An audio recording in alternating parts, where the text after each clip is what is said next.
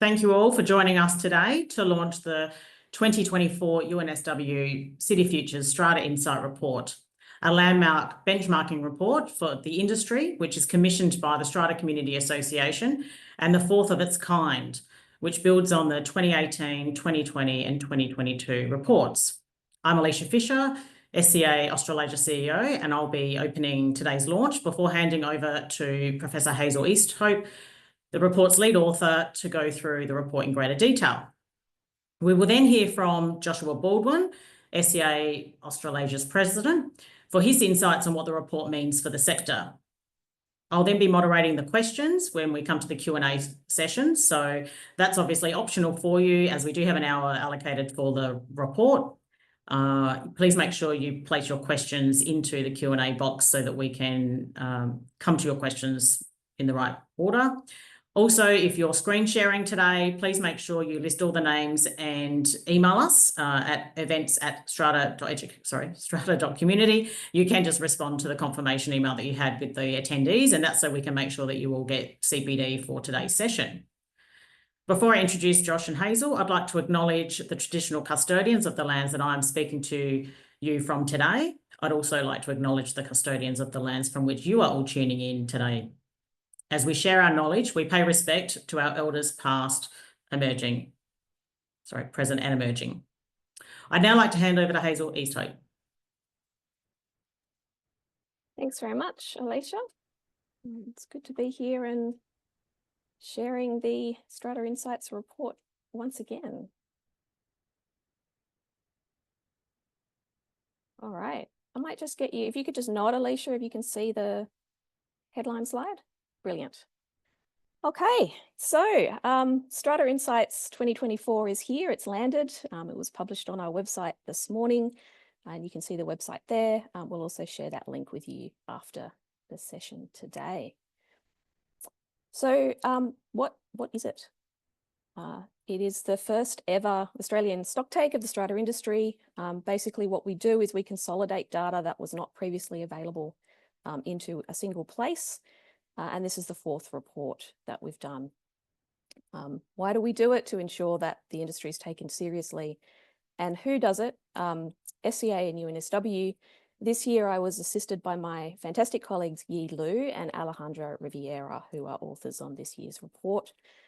We also get assistance from land titles officers from around the country and New Zealand, and strata firms and insurance companies as well.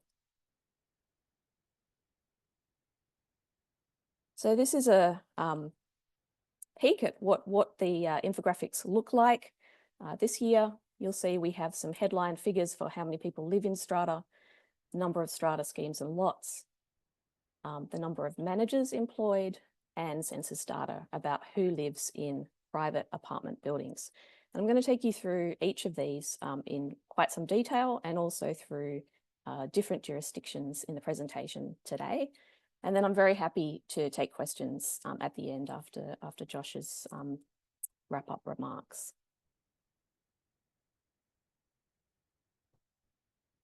So what are the headline figures? So what are we looking at now? In 2024, the property value of strata and community title properties around Australia was approximately $1.4 trillion. The proportion of the population living in strata and community title properties sits at around 15%. That is a conservative estimate. It's likely higher, and I'll explain why I say that a little bit later in the presentation. The number of properties is sitting at just over 3 million, the number of schemes at just over 360,000. And we have 6,452 people employed directly in strata management firms that are members of SCA. Of those, 2,796 are managers. So these are full-time equivalent figures. In New Zealand, we're sitting at 176,000 properties and just over 15,500 schemes. Unfortunately, we don't have enough data from New Zealand insurers to estimate the property value, and we will be publishing proportion of population a little bit later in an amendment to this report this year. We're just waiting on some additional stats from Stats New Zealand for that. So what's happened since 2022? We've seen what we would expect, really, a small but important increase in all of our figures. Property value has gone up, number of properties have gone up, number of schemes have gone up, and the proportion of the population has remained largely the same. The reason we see a little drop here is because we're using estimates from the ABS of the Australian population in 2024. So basically what we're seeing is that while the Australian population has increased, the population living in strata has pretty much stayed on par with that from 2022.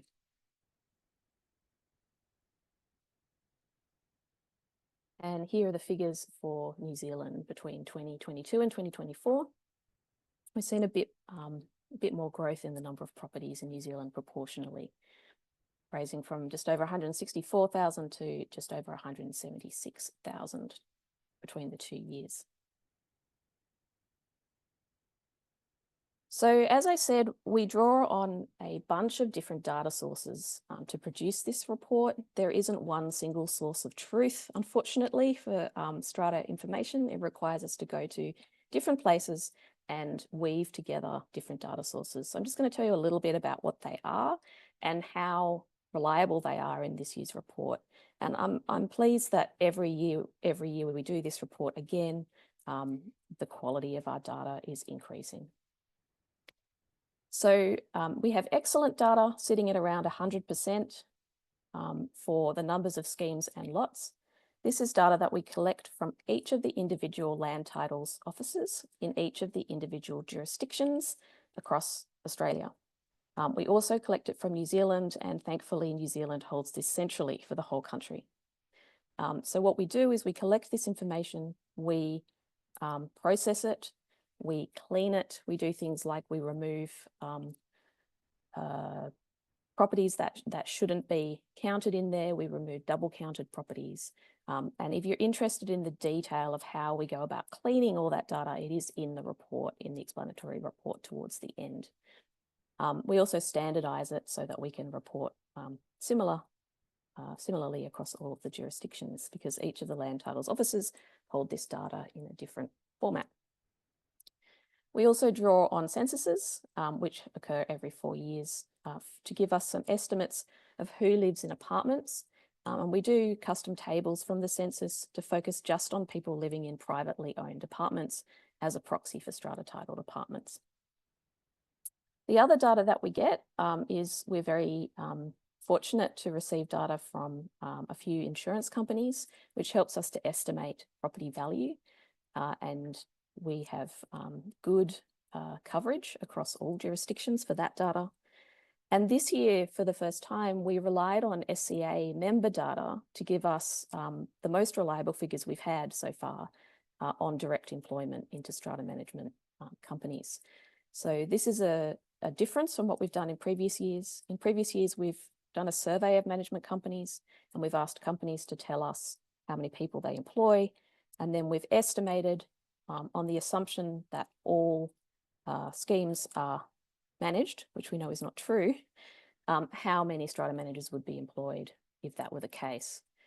This time we're able to report simply on how many strata managers are registered with companies that are members of SCA, which gives us a much more reliable estimate of the actual employment in strata management.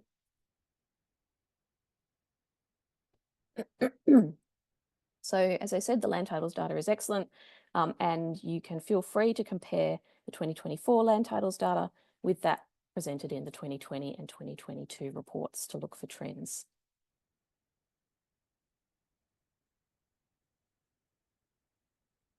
So these are the headline figures again for schemes and lots in Australia, just over 360,000 schemes and just over 3 million lots. And here are the figures for New Zealand, a much smaller sector, but growing more rapidly than Australia at the moment.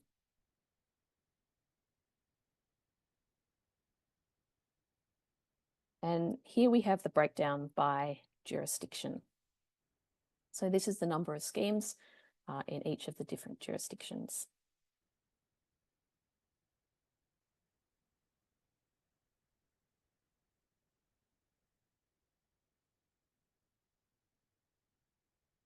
This is the lots by each jurisdiction. So those of you who were on a similar call 2 years ago might recall that 2 years ago, New South Wales broke the 1 million barrier for lots, and this time it is Victoria's turn. So Victoria is sitting at over 1 million lots now. So the largest percentage growth in lots since 2022 by jurisdiction has been in the ACT, which was 8%, and also New Zealand's North Island, which was 8%. That's followed by Tasmania, which had a 6% growth in lots since 2022, and Victoria with a 5% growth. The highest absolute number of new lots is in Victoria, 53,069, followed by New South Wales, 29,587, and then Queensland at 19,285.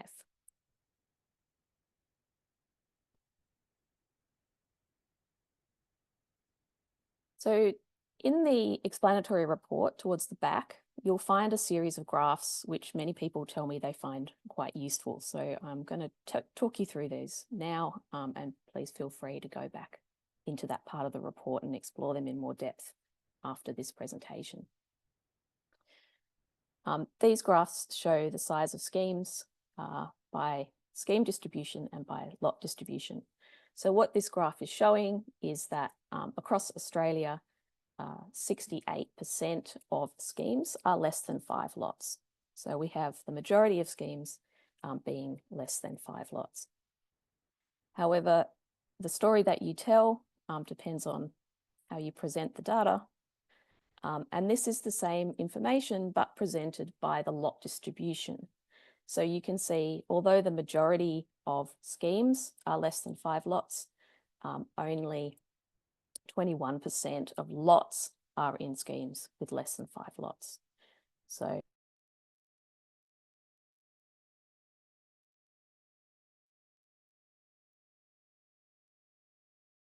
we have 21% of lots being within those schemes.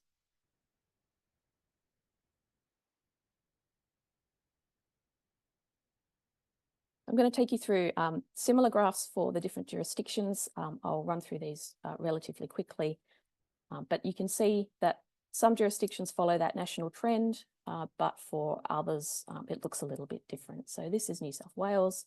Again, we have a large proportion of schemes with less than 5 lots, or in fact, less than 10.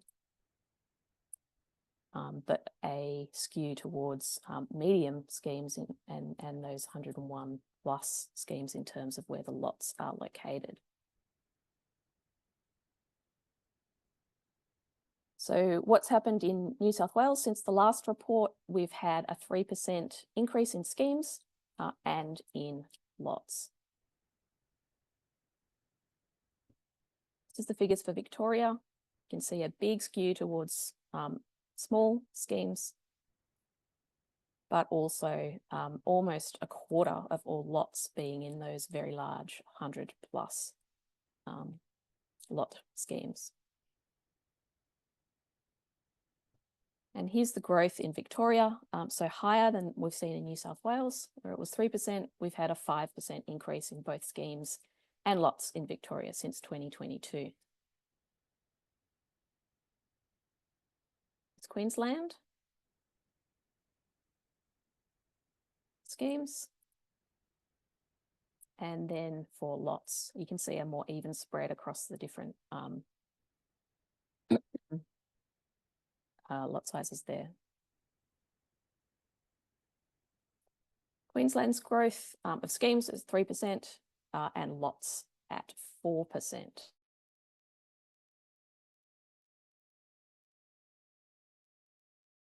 A big skew towards 2 lot schemes. And here's WA's lot distribution. You can see this is different to the trend in the other jurisdictions that I've shown, where we're seeing that our lot distribution is also skewed towards smaller, towards the smaller schemes. We've had a relatively slow growth in WA since 2022. Only 1% for schemes and 2% for lots. Here's South Australia for scheme distribution and for lot distribution. So looking a little bit more like WA.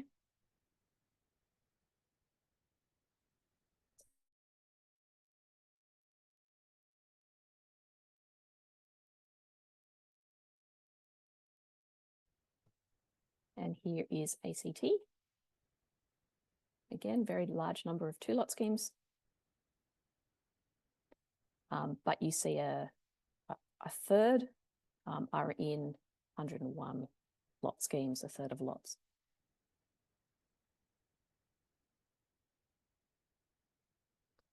The growth in the ACT has been quite notable compared to the other jurisdictions, with a 4% growth in schemes, but a really large 8% growth in lots in the last.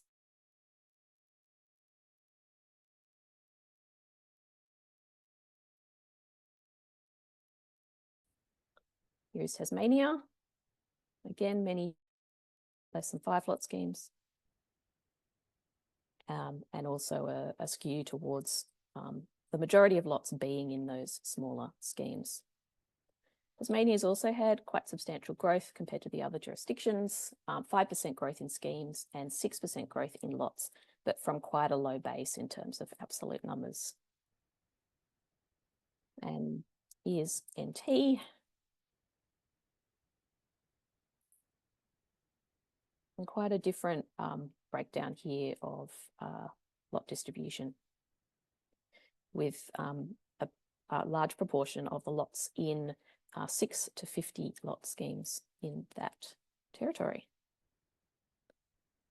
And NT's had very little growth from a low base, only 28 new schemes, which represents 1%, and only 94 new lots, representing less than 0.5% growth since 2022. So not much activity in NT since 2022. And here are our figures for New Zealand. Again, you'll see a skew towards the smaller schemes in terms of number of schemes, but a skew towards larger in terms of where the lots are actually located. Here is the North Island. Similar story. And as I mentioned before, New Zealand's seen quite a bit of growth in the last 2 years, especially compared to Australia. In the North Island, we've seen a 4% growth in schemes and an 8% growth in lots. And here is the South Island, where there are fewer schemes.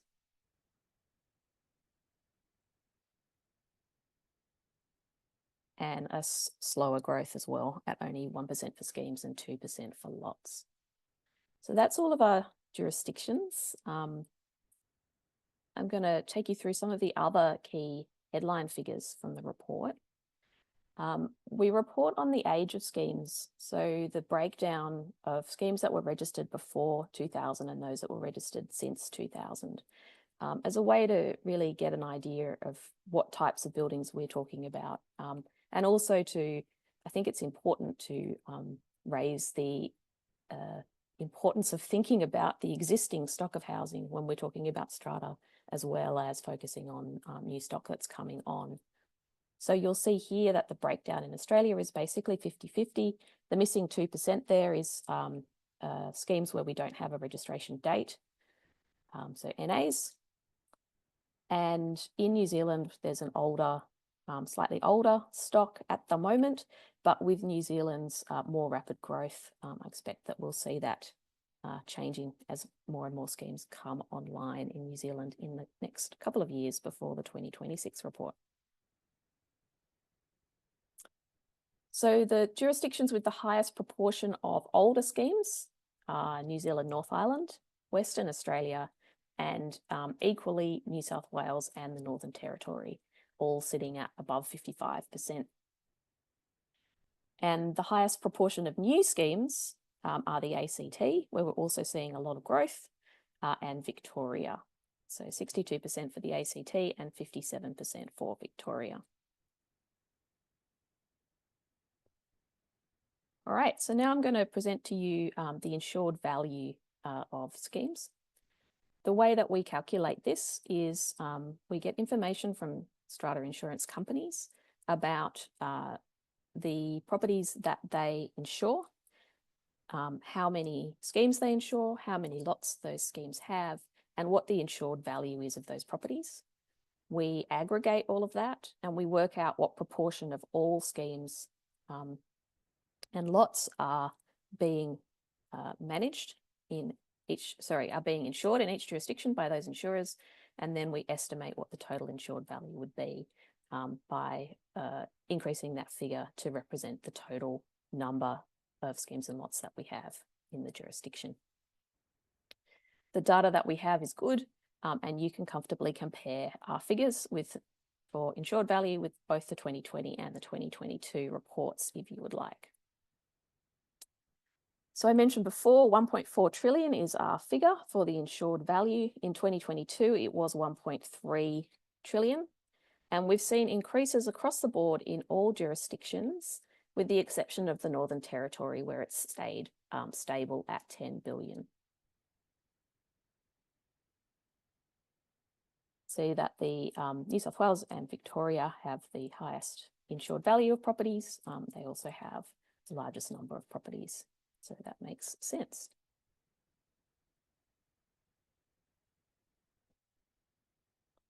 Quick note on the census data. The last Australian census was in 2021. So the census data that's presented in the 2024 report is the same as the data that was presented in the 2022 report. So the figures are exactly the same.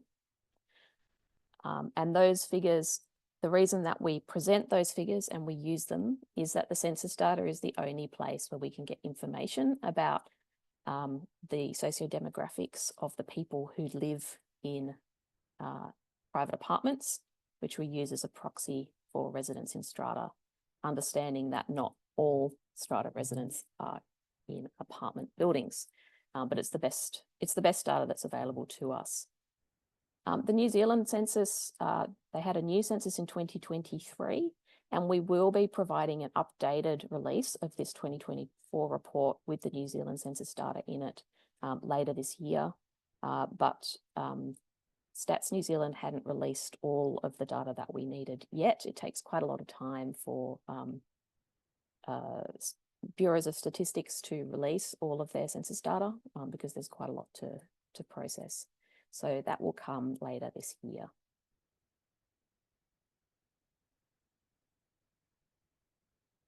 The other thing that we do in this report is that we do an estimate of the population who live in strata. And you'll see this on the infographics. I've got a screenshot here of the Australian estimate at 15%. And what we also do is we estimate how many of those people are living in private apartments and how many are living in other strata title properties.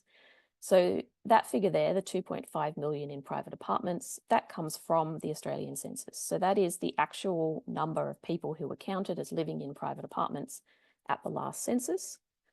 But our calculation of how many people live in strata, including all strata title properties, is higher than that. And so the balance, the difference between our calculation of people who live in all strata properties and the 2.5 million in private apartments from the census is 1.7 million.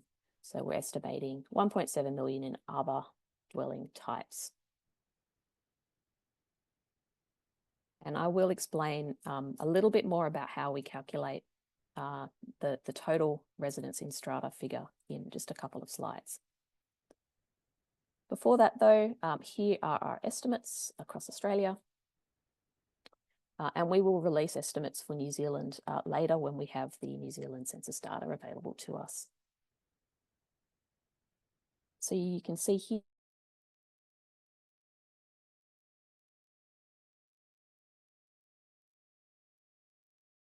living in strata. So across Australia, it's 15%. As I said in an earlier slide, in the 2022 report, it was 16%. It's basically remained stable. The reason why it's declined just a little bit is because we're using the updated population figures from the ABS for 2024 for Australia. But basically, it's remained steady as a proportion of the population over the last 2 years. And if we look at each of the jurisdictions, there's similarly not been all that much change since 2022. So all jurisdictions are within 1 to 2% of the 2022 estimates for the proportion of the population living in strata.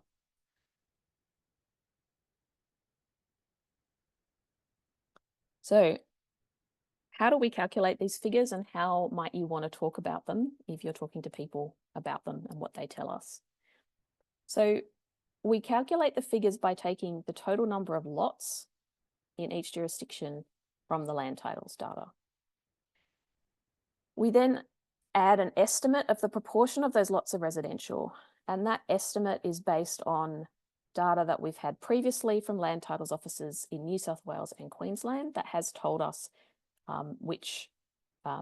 what proportion are residential or non-residential. And then we apply that estimate across all of the jurisdictions because we only have it available for New South Wales and Queensland. So it's a estimate that we apply across all jurisdictions around the country. We then multiply that figure by the average household size, which we get from the census data in each jurisdiction for apartments and for all dwellings. And so we actually provide in the report a range from a lower estimate to a higher estimate. The range that I showed you on these figures is the lower estimate, which is why we've got the little arrows, which mean more than. So that's a conservative estimate. It's likely to be more than that proportion living in strata. So those proportions are based on the apartment's household size figures. And then we compare that with the total population from the ABS estimates to work out what proportion of people are living in strata compared to the total population. All of this is stepped out with all of the figures in the explanatory report. So you can go and you can look at exactly what the figures are and all of the calculations that have been made for your jurisdiction in that report. So the employment data that we have for 2024 is good data. It's good data because it's come from SCA's member database, and it gives us information about the actual number of employees of SCA member companies. So this is actual data of employees. This is not an estimate. So the 2024 figures are better than the figures presented in previous years in terms of the quality of the data. The previous reports were estimates of employees, and they were based, as I said before, on the assumption that all schemes hire a manager. So we feel that these figures are more reliable and better represent the number of people employed by strata management companies across the jurisdictions. And we'll be using this methodology going forward. What that means that you can't compare these figures with the similar figures in the 2022 and 2020 reports because they are showing different things, but you will be able to compare them across the following reports that come next.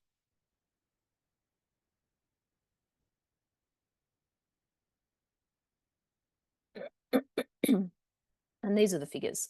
So we've got 2,796 strata managers across Australia and 3,656 other employees. These are full-time equivalent figures. And you can see for each jurisdiction those figures. So the strata managers are the first figure and the other employees are in brackets afterwards. You can see a large proportion of strata managers are in New South Wales, which is not surprising given the size of the sector in New South Wales. Some of you may remember in 2022 that we had a searchable Excel sheet for the very first time, searchable by LGA and electoral district. The 2022 report remains available online. That report was all jurisdictions with the exception of New South Wales, WA and South Australia, because those land titles officers didn't give us permission to release the data at that level. I'm pleased to let you know that this time New South Wales has given us permission and we will be releasing a similar Excel sheet in May, so a little bit later on this year. That will be on the website that has been shared for this report. The other thing those of you who've been around for some time might remember is way back in 2020, we did a map showing the growth of strata schemes over time. And we've produced that map again this time. And you can find it here or you can find it through the report link. And I'll share my screen and show you that map in just a second. First, before I do that, I'm just going to show you my final slide, which is where can I find all of this information, the copyright and the licensing information. Okay, so I'm going to stop sharing my slides and quickly show you the map.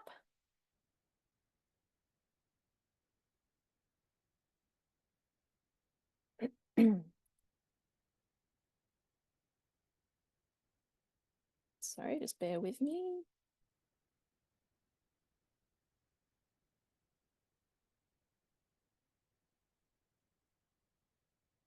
Okay. So this is the map. It shows the growth of schemes from 1961 when strata was first introduced through until 2024. And you can zoom in on this map to see how things have changed in your area over time.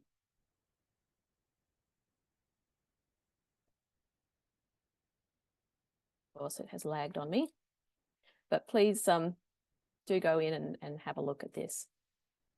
It's a lot of fun to have a look at your neighbourhood and see how things have changed from the 60s up until last year.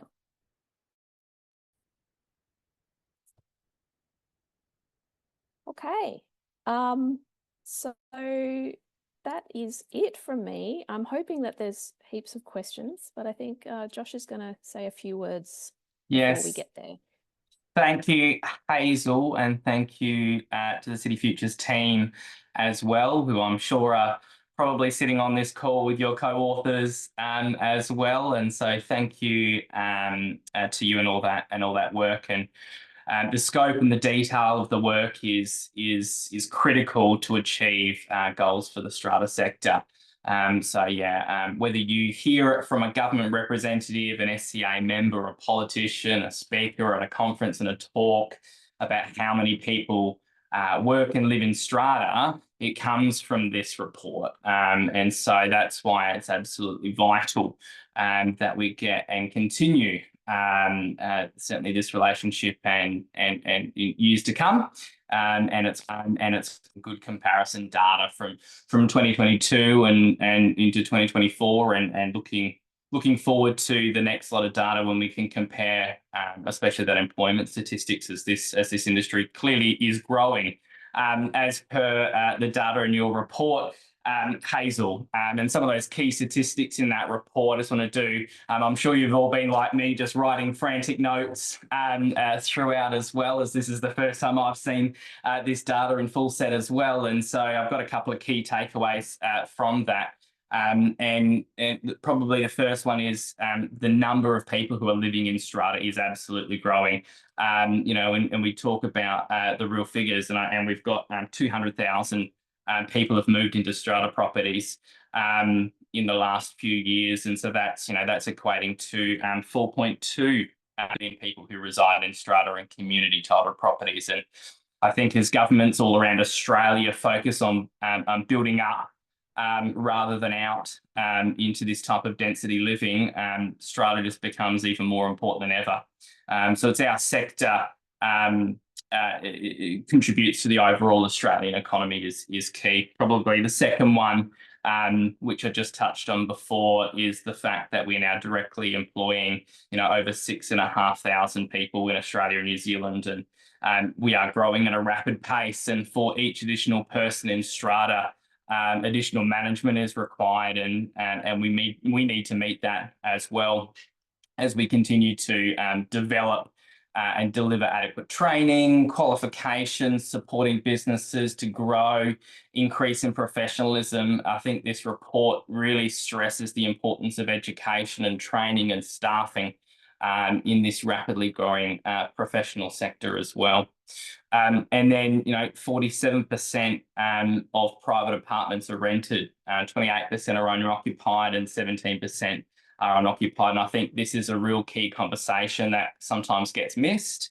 The mix in buildings between those owner occupiers and the owners who don't occupy and people who rent, as well as those who are on the buildings committees. I think the different desires that these 3 to 4 groups kind of have, and the misunderstandings between the roles and the responsibilities, continues daily challenges for strata managers and strata management and kind of strata living more broadly as well. And especially when we look at stock, which would be kind of my fourth takeaway, half of Australia's kind of strata titled buildings are now more than 25 years old, and that's almost an even split for schemes that are registered before the year 2000 and after the year 2000. And so that major concern is the age of buildings, particularly those constructed pre-2000, now requiring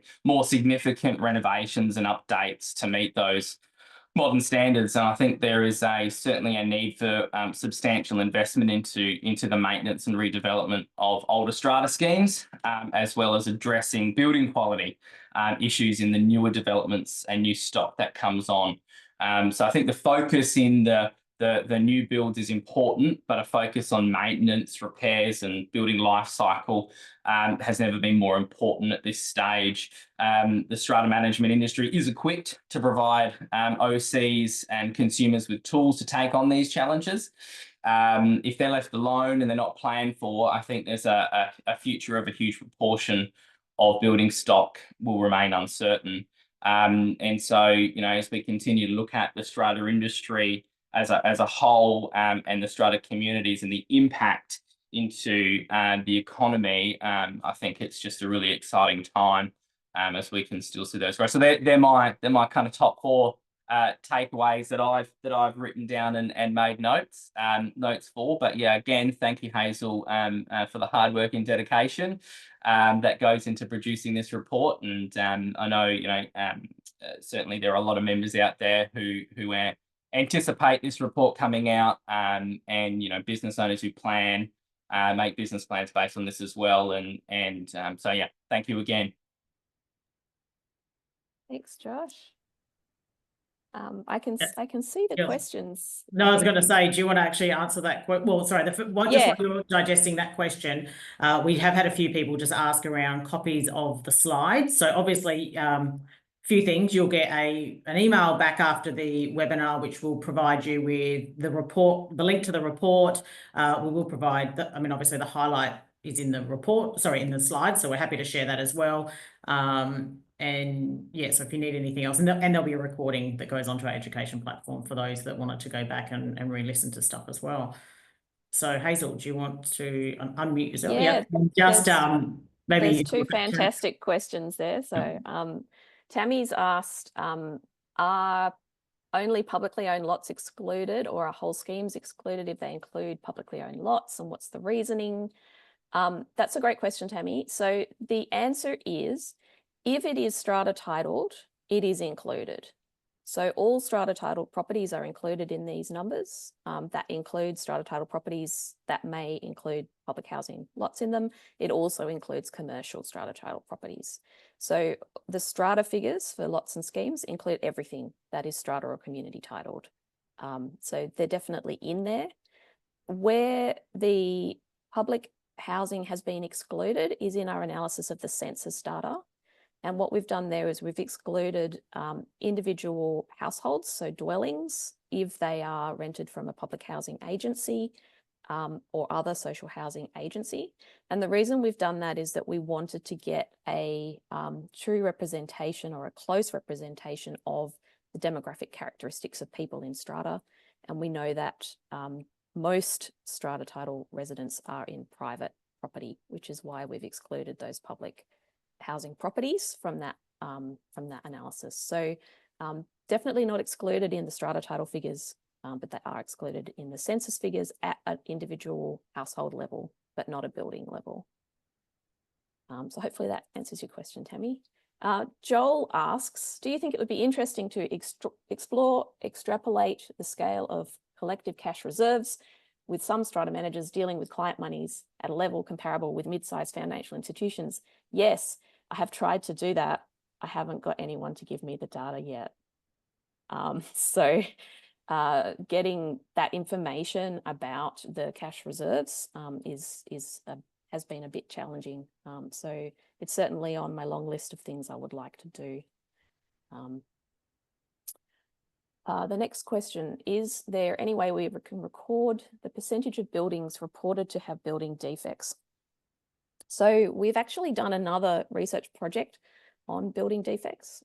You can find that on our website. If you look for Cracks in the Compact City, which is a fun title, you'll find that report. What we did in that report, it was focused on Sydney, but we took a random selection of strata buildings built in the 10 years before the report. And then we sought all of the available documentation on those buildings and reported on the proportion of those buildings that had documentation indicating defects. So there is some information out there. The Building Commissioner has also done some work in New South Wales estimating the proportion of building defects based on records from strata management companies. And both his report and our report come up with similar figures. I was just going to say, Hazel, we can share that link. If you can share that with us, we can put that in the confirmation after the event. Yeah, sure, we'll do. Chris M., how is the research project funded? Do you have any data on the cost of the exercise each time it's done? It's funded by Strata Community Association. It's essentially at cost. So we do this because we think it's important to do. And the project funding pays for the cost of staff to deliver the project. And also in some cases, we have to pay for data processing or for data supply from some of the land titles offices. There are costs involved in that. Daryl.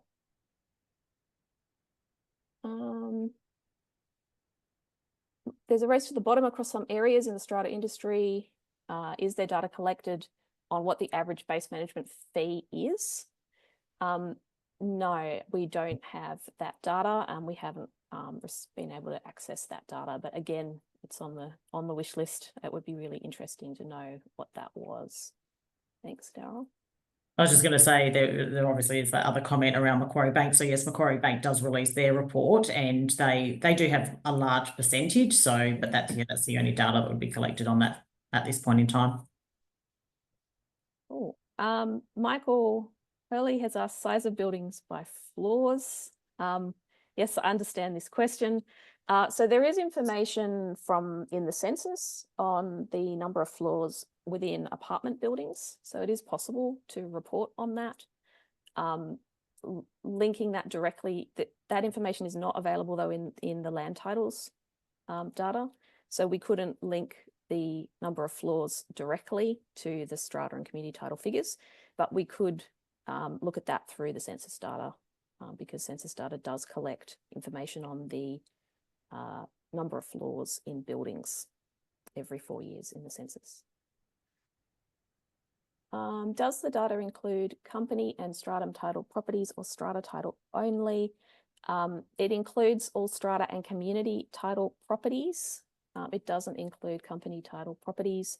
There are some appendices in the report for other titling types for some of the jurisdictions. So you might want to have a look at that, Kim. Do you know offhand how many strata managers there are compared to how many lawyers and accountants there are? I don't. That's a good question though, Chris. Maybe someone can ask ChatGPT.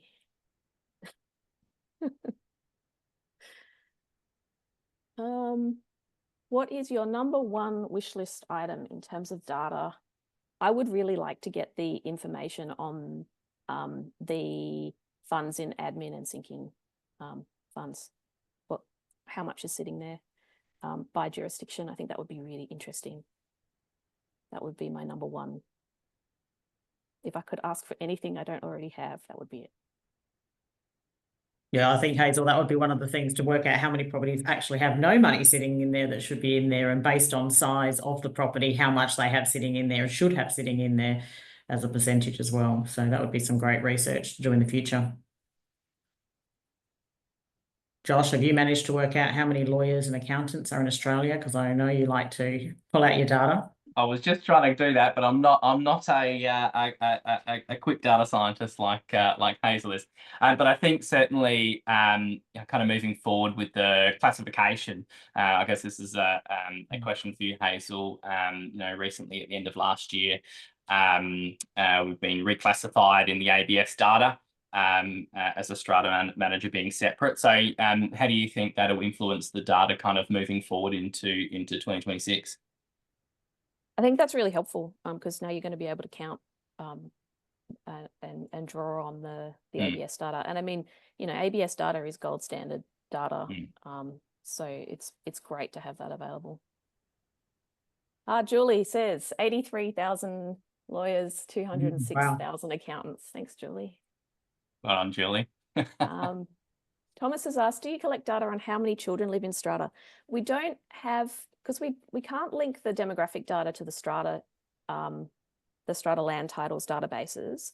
We don't have it for strata, but we do have it for the private apartments. So we can get that from the census data. In this report, you'll see it reflected in the household types at the bottom of the who lives in strata part of the infographic. So 2 of our household types, a couple family with children and single parent with children. And you can see the proportion of households that have children in them from those figures.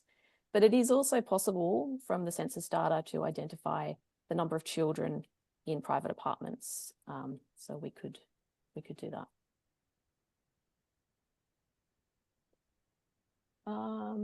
It's one from Matthew. Review trend of managers in industry versus lots. Yeah, well, I mean, we can probably do that now much more reliably. Now we've changed our method for counting the number of managers to looking at the SCA's member database. So that's something we could think about, Alisha, for the next report, comparing those figures from this year's report with the 2026 report. Yeah, I believe Macquarie, if I'm correct, Josh, Macquarie's report does capture that as well. At the moment, that's the only other data source that would have that comparison. Yeah, but we could definitely add that into future reports. Any other questions from anyone?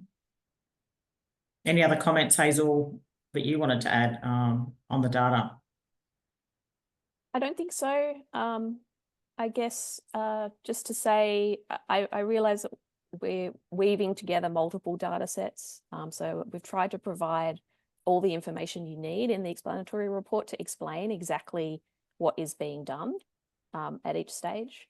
But if for any reason you're reviewing that and you find yourself stuck, please let me know and I can point you in the right direction so that we can all be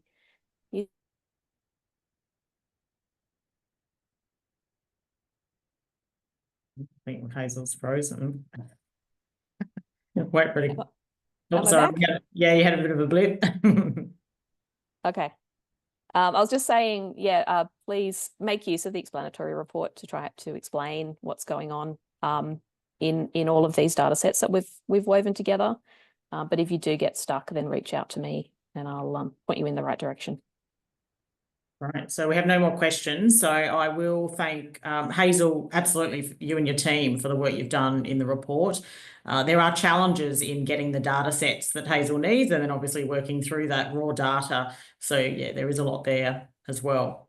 And also thanks, Josh, for joining us today to share your insights. And I know that yourself and the advocacy team across all the regions will be using this data to assist them with their government relations. So thank you everyone for joining us today in the launch of the 2024 UNSW City Futures Strata Insights report. As I mentioned, we will share an email around that will have all the links. I will get from Hazel the link on the building, I think it was the building defects you said was that, yep, that link as well. So we'll include that for you all as well. So enjoy the rest of your day. Thank you.